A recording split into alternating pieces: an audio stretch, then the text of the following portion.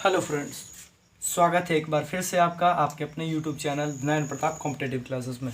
मैं नयन प्रताप, जैसा कि मैंने आप लोगों को पहले से बताया था कि मैं क्रैश कोर्स लेके आ रहा हूँ। मैं उस क्रैश कोर्स में लगातार बना हुआ हूँ, ठीक है। जैसा कि मैंने आपको यहाँ पर फिर से लिख चुका हूँ मैं यहाँ पर कि क्रैश कोर्स जो है ये आपको किसके लिए, फिजिक्स के लिए है।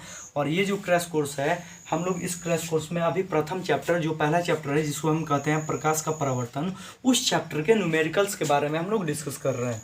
और उन न्यूमेरिकल्स में से हम लोग लगभग 6 न्यूमेरिकल बना चुके थे, ठीक है। और आज हम 7वां न्यूमेरिकल बनाने वाले हैं। 7वां न्यूमेरिकल है आपको, जैसे कि आपका सवाल है मैं बता दूं, यहाँ पर लिखा गया है कि एक उत्तल दर्पण की फोकस दूरी जो है वो 1.5 मीटर है। एक उत्तल दर्पण है और उस उत्तल दर्पण की 7 नंबर सवाल है। और कौन सी किताब से हम लोग बना रहे हैं, तो भारती भवन के प्रकाशन जो है उस प्रकाशन की किताब से हम लोग बना रहे हैं, भारती भवन प्रकाशन से। तो ध्यान दीजिएगा, भारती भवन प्रकाशन का ये जो 7 नंबर सवाल है, उस 7 नंबर सवाल को हम बता रहे हैं। यहाँ पर बोल रहा है कि एक उत्तल दर्पण है जिसकी फोकस दूरी जो है एफ जो है ये कितना है, 1.5 मीटर है। और फिर अगली बात करें हम, तो अगला बोल रखा है कि दर्पण से 5 मीटर की दूरी पर एक वस्तु स्थित है। कितने मीटर की दूरी पर, 5 मीटर, यानी कि यू का मान कितना है, 5 मीटर है। अब फिर आगे बोल रखा है इसमें कि इस वस्तु का प्रतिबिंब कहाँ बनेगा। आपसे भी का मान पूछ रहा है कि भी क्या होगा, और इसके साथ ही या साथ ये भी पूछ रहा है आपसे कि बताएं कि प्रतिबिंब का आकार क्या होगा और वास्तविक होगा कि आभासी। ये पूछ रहा है कि साइज ऑफ इमेज का साइज क्या होगा, और फिर पूछ रहा है कि प्रतिबिंब क्या होगा, रियल होगा कि या इमेजिनरी होगा, यानी कि काल्पनिक होगा। सबसे पहला बात, उत्तल दर्पण में बनने वाले प्रतिबिंबों के बारे में हम आपको एक बार बताना चाहेंगे कि ये है उत्तल दर्पण, और इस उत्तल दर्पण में जो भी प्रतिबिंब बनता था, याद होगा आपको, ये इधर फोकस था, ये इधर आपका सेंटर था, इधर हम वस्तु रख रहे थे, इधर भी वैसे ही रखेंगे, अनंत पर एक वस्तु, यहाँ पर दूसरा, तीसरा जो है केंद्र पर, चौथा जो है केंद्र और फोकस के बीच में, पांचवा जो है फोकस पर, और छठा जो है फोकस और पोल के बीच में, यहाँ पर पोल रहता है, ठीक है। अब ध्यान दीजिए, यहाँ पर ओ का मतलब है ऑब्जेक्ट। क्या है, ऑब्जेक्ट। ऑब्जेक्ट मतलब होता है वस्तु हिंदी में। यहाँ पर हम एक ऐसा फिगर बनाएंगे, और इस फिगर का मतलब होता है आई, और आई से बनता है IMAGE, और इमेज मतलब होता है प्रतिबिंब। ध्यान रखिएगा, यहाँ पर सारा का सारा जो प्रतिबिंब बनेगा वो आपको यहीं पर बन जाएगा। 1 2 3 4 5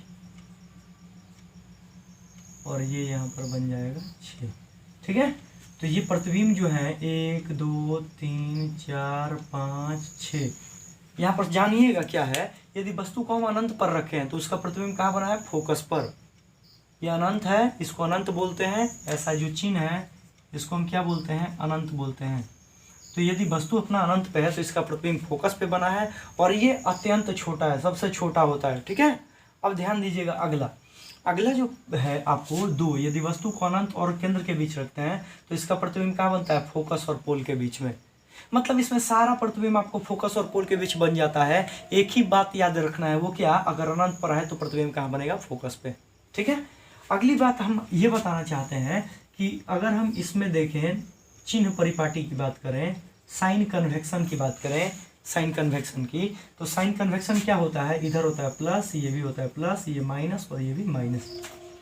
तो इसमें हम वस्तु को, सारा वस्तु इधर रख रहे हैं, तो यानी कि वस्तु की दूरी हम माइनस में लेंगे, लेकिन जो भी प्रतिबिंब इधर बन रहा है ना, तो इधर बन रहा है तो ये वाला किस में लेंगे हम, वस्तु दूरी प्लस में। वस्तु दूरी किस में लेंगे, प्लस में, यानी कि हम यू का मान लेंगे हमेशा किस में, माइनस में, और भी का मान किस में लेंगे, प्लस में। अगली बात, अब इसमें आता है एक चीज, एक कहते हैं, एक होता है रियल मतलब होता है वास्तविक। क्या होता है, वास्तविक। और एक होता है इमेजिनरी, और इमेजिनरी मतलब होता है काल्पनिक। क्या होता है, काल्पनिक या आभासी। तो ध्यान रखिएगा, सीधा प्रतिबिंब बन रहा है इसमें कैसा बन रहा है, सीधा। और सीधा प्रतिबिंब सारा का सारा कैसा होता है, आभासी होता है। कैसा होता है? आभासी। तो याद रखिएगा। और उल्टा प्रतिबिंब सारा का सारा वास्तविक होता है। यहाँ पर यदि हम वस्तु की ऊंचाई की बात करें तो ऊंचाई अगर हम देखेंगे तो हम यहाँ से मापेंगे, इससे मापेंगे, इस वाले एक्सिस से। इसकी भी ऊंचाई देखेंगे, इसी से मापेंगे। अगर यहाँ पर वस्तु है तो इसकी भी ऊंचाई इसी से मापेंगे। तो ऊंचाई जो है अपना किस में, प्लस वाले से माप रहे हैं, तो एच जो होगा वो अपना किस में होगा? एच डैश, यानी कि प्रतिबिंब की ऊंचाई। तो एच डैश अपना किस में होगा? प्लस में होगा। यहाँ पर देखिएगा एफ का मान दिया है 1.5, यू का मान दिया है 5 मीटर, भी का मान पूछ रहा है। हम जानते हैं दर्पण सूत्र कि 1/f बराबर क्या होता है? 1/v और जोड़ 1/u। 1/f का मान कितना है? 1.5 बराबर 1/v का मान नहीं जानते हैं, प्लस 1/u का मान कितना होगा? अब देखिए यू जो भी हम वस्तु रखेंगे इसमें, इस दिशा में रखेंगे, मतलब माइनस वाले में, तो हम यहाँ पर माइनस लगा देते हैं, ठीक है। और ये प्लस में होगा, तो ये माइनस का 5 मीटर। अब क्या होगा? ये माइनस और ये प्लस गुना होगा, तो यहाँ पर आपको क्या प्राप्त हो जाएगा? ये 1.5 बराबर 1/v और माइनस का 1/5 हो जाएगा। अब क्या करेंगे? इसको ले आएंगे इधर, और जैसे ही इधर लाएंगे तो हमारा हो जाएगा प्लस में ये, और ये हम पॉइंट हटाएंगे तो ऊपर चला जाएगा 10। कैसे जा रहा है बता रहे हैं, देखिए। ये अगर हम ये पॉइंट हटाते हैं तो नीचे आ गया 10, और इसका मतलब क्या है? 1/15/10। और इसका मतलब क्या हो गया? गुना में 10 चला गया ऊपर, 15 आ गया नीचे, होता है ना। तो वैसे ही यहाँ पर भी होगा। अभी बता रहे हैं 1/, अब देखिए ये माइनस हो जाएगा, -1/5। ये माइनस नहीं, इधर आएगा तो माइनस वाला प्लस हो जाएगा, और 1/v। फिर आगे हम लोग देखेंगे 10 चला जाएगा ऊपर, 15 आ जाएगा नीचे, और फिर यहाँ से प्लस 1/5 हो गया, बराबर क्या हो गया? 1/v। और यहाँ से जब हम इसका एलसीएम निकालेंगे तो एलसीएम आपको आएगा 15, और ये 15 जो है आपको एक बार में जाएगा, तो यहाँ पर 10 हो गया, 10 में 1 से गुना होगा, 5 से 3 बार में कटेगा, 5 3 का 15, 3 में 1 से गुना तो 3 ही होगा, और 1/v। यानी कि टोटल हम देखें यहाँ पर तो क्या आ गया? 13/15, और ये बराबर है 1/v के। उलट देंगे तो v का मान क्या आएगा? 15/13। और जैसे ही हम भाग लगाएंगे तो v का मान जानते हैं क्या आएगा? 1.15 आएगा, इतना आएगा आंसर, ठीक है। तो ये आपको आंसर है। और ये किस में आया? प्लस में आया है, यानी कि प्रतिबिंब की जो दूरी है वो किस में होगी? प्लस में होगी। हम इस वाले से मापेंगे ना, इससे मापेंगे ना प्रतिबिंब की दूरी, यहाँ की चाहे यहाँ की, चाहे यहाँ की, चाहे यहाँ की, चाहे यहाँ की, जहाँ की भी दूरी मापे हम इससे मापेंगे, इसलिए हम लोग प्लस में लिए हैं। तो ये प्लस चिन्ह बता रहा है क्या? कि प्रतिबिंब जो बना है उत्तल दर्पण में वो कैसा है? आभासी है। कैसा है? आभासी है। तो यहाँ पर इमेजिनरी हो जाएगा। और फिर पूछ रहा है साइज, तो साइज आपको क्या निकलता है? साइज कैसे निकलता है? तो साइज में पूछ रहा है कि बड़ा बनेगा कि छोटा, ये पूछ रहा है। तो हम जानते हैं कि जो उत्तल दर्पण होता है उसमें हमेशा कैसा फिगर बनता है? डिमिनिश्ड बनता है। कैसा है? डिमिनिश्ड। और इस डिमिनिश्ड का मतलब क्या होता है? छोटा होता है। याद रखिएगा। ये आपके सवाल का जवाब है 1.15 सेंटीमीटर, और ये आपका आंसर आ गया। सेंटीमीटर नहीं, मीटर होगा, क्योंकि मीटर में आंसर है। अब देखिए अगले सवाल पे आते हैं। अगला सवाल क्या कर रहा है? अगला सवाल 8 नंबर भारती भवन की किताब का। यहाँ पर भारती भवन हम लिख दें ताकि दोस्तों को क्लियर रहे।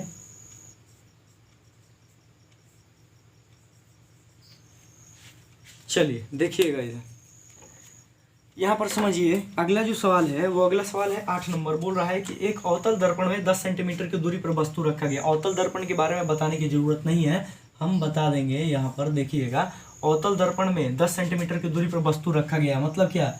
u का मान आपको 10 सेंटीमीटर दिया है। हम यहाँ पर u माइनस में रखेंगे, जानते हैं। नहीं जानते हैं तो पिछली वीडियो देखिए, समझ में आ जाएगा। 4 गुना आवर्धित प्रतिबिंब बना है, यानी कि m का मान आपको कितना दिया है? 4 गुना।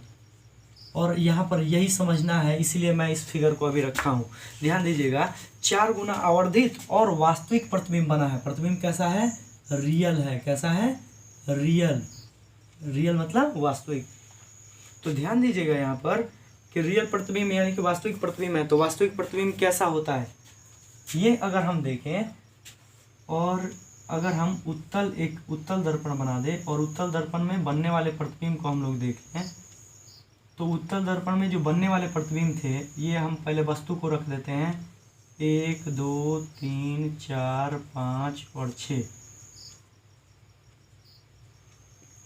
3 पर अपना सेंटर होता था और 5 पे अपना फोकस होता था और यहाँ पर इनफाइनाइट होता था। ठीक है, अब देखिए क्या है, प्रतिबिंब कैसे बनता था। पहला फोकस, दूसरा फोकस सेंटर बीच, तीसरा यहाँ पर, चौथा यहाँ पर, पांचवा यहाँ पर और छठा जो है वो कहाँ रहता था, इधर रहता था। हम यहाँ पर यही बताने वाले हैं कि अगर हम प्रतिबिंब की ऊंचाई मापेंगे, यहाँ पर ध्यान दीजिएगा गौर से, अगर हम प्रतिबिंब की यहाँ पर ऊंचाई मापें तो ये सारा का सारा प्रतिबिंब इस पर बन रहा है ना, ऐसे बन रहा है और एक यहाँ पे बन रहा है।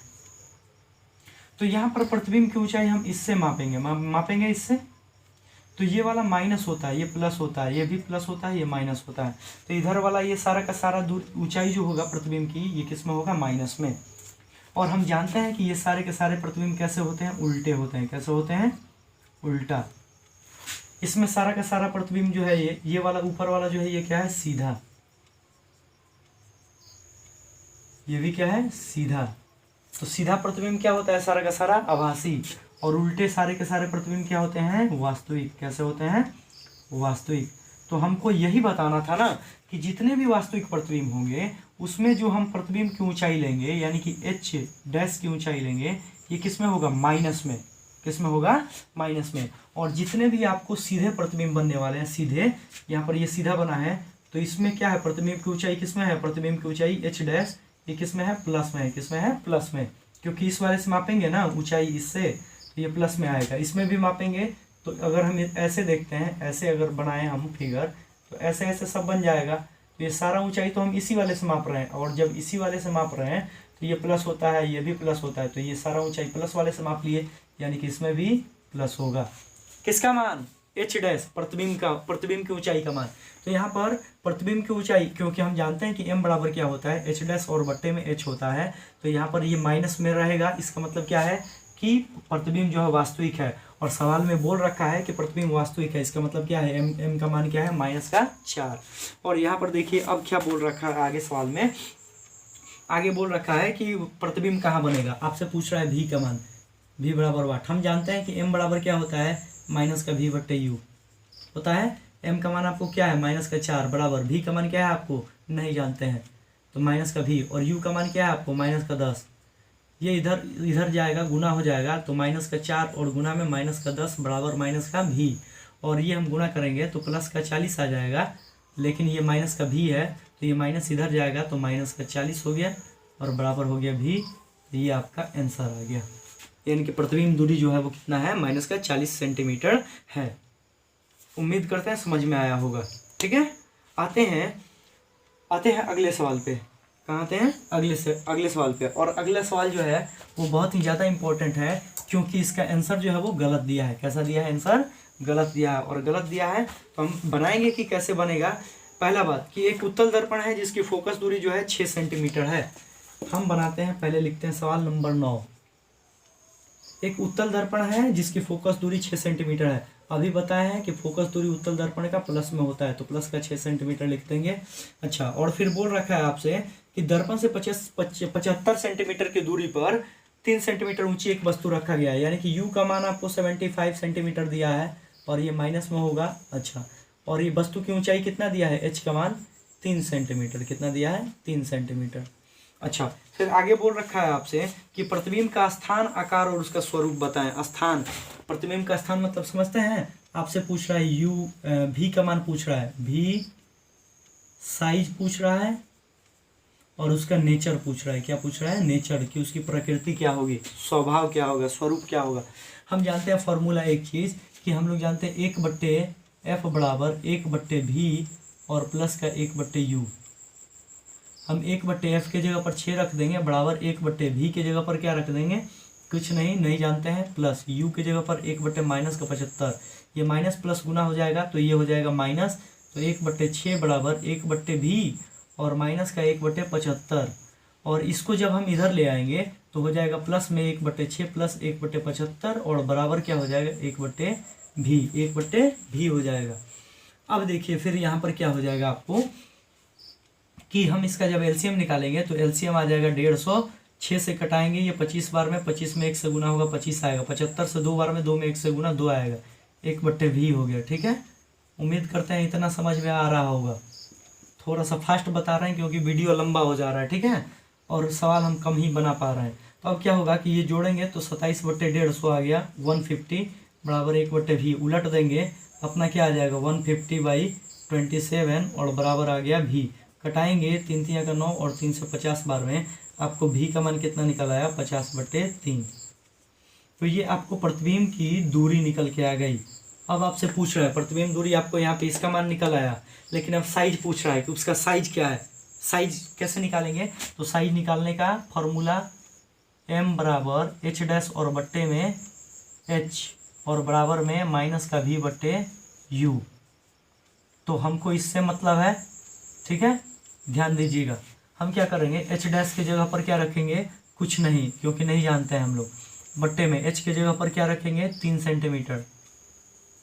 अच्छा, बराबर माइनस का v का मान क्या है आपको 50/3, 50/3 और बट्टे में u का मान क्या है आपको 75।